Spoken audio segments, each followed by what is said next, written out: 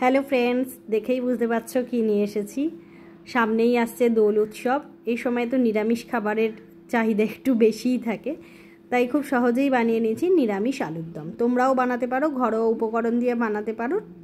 এটা কিন্তু ঠাকুরকেও ভোগে দিতে পারো। বানাতে নিয়েছি টমেটো, চার মগজ, কাঁচা লঙ্কা, সামান্য পরিমাণ আদা, কাজু বাদাম আর কিশমিশ।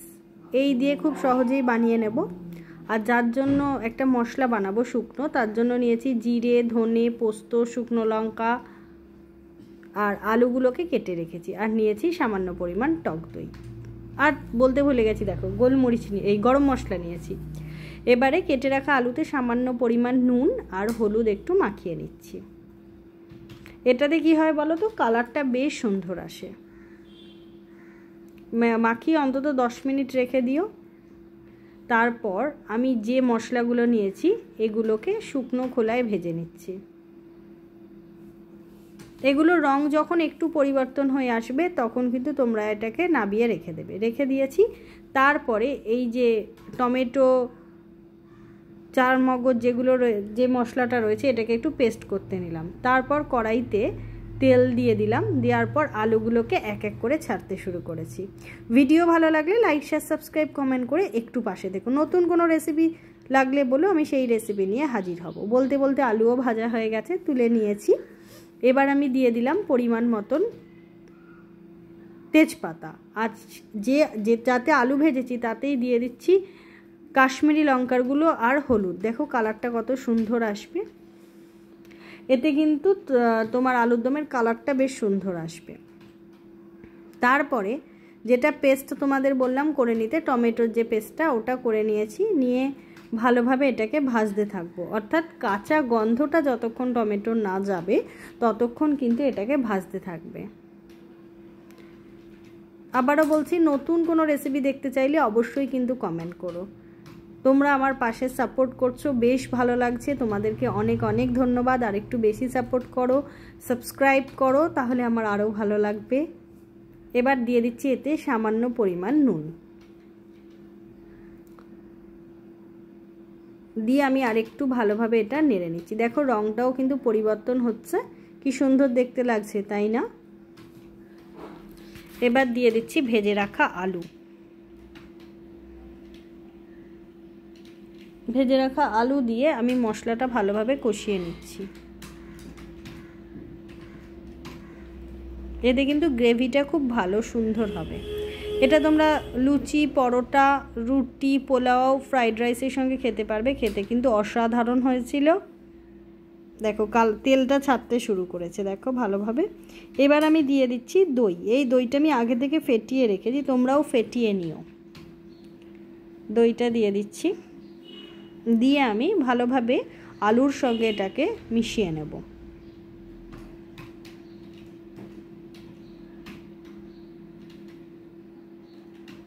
কালারটা দেখো কত সুন্দর এসছে। এটাতে কিন্তু রান্না করতে তেল একদমই বেশি লাগে না।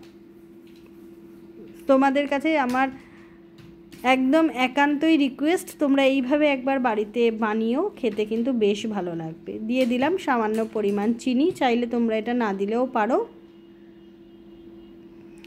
দিয়ে ভালোভাবে আবারও মশলার সঙ্গে আলুগুলোকে মিশিয়ে নিচ্ছি।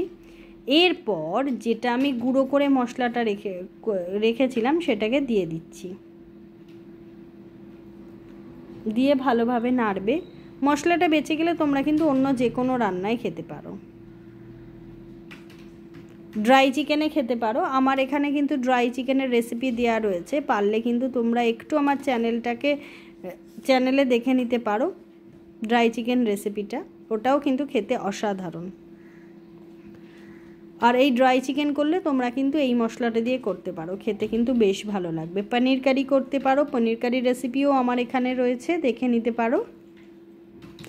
দেখো কথা বলতে বলতে মশলাটা পুরো কষানো হয়ে গেছে। এবার দইয়ের বাটিতে একটু জল দিয়ে আমি আলুতে দিয়ে দিলাম। দেখো কালারটা কত সুন্দর এসছে, কি দেখে লোভ লাগছে তো। এবার আলুগুলো মশলার সঙ্গে ভালোভাবে কষিয়ে নিচ্ছি। কষানো হতে হতে দেখো তেল ছেড়ে এসেছে। এবার পরিমাণ মতন জল দিয়ে দিচ্ছি। মানে আলুগুলোকে তো সেদ্ধ করতে হবে, তার জন্য পরিমাণ মতো জল দিয়ে দিলাম। জল দিয়ে এবার এটাকে আমি একটু ঢেকে রাখবো যতক্ষণ না আলু সেদ্ধ হচ্ছে ততক্ষণ। দেখো আলুটা ফুটতে শুরু করেছে, এবার আমি তোমায় দেখিয়ে নিচ্ছি। আলুটা সেদ্ধ হয়ে এসেছে, হয়ে গেছে প্রায়। এবার নামাবার আগে আমি দিয়ে দিচ্ছি একটু ঘি, এতে গন্ধটা কিন্তু বেশ ভালো লাগে। এটাতে কিন্তু ঘি দিও, মাখন কিন্তু দিও না।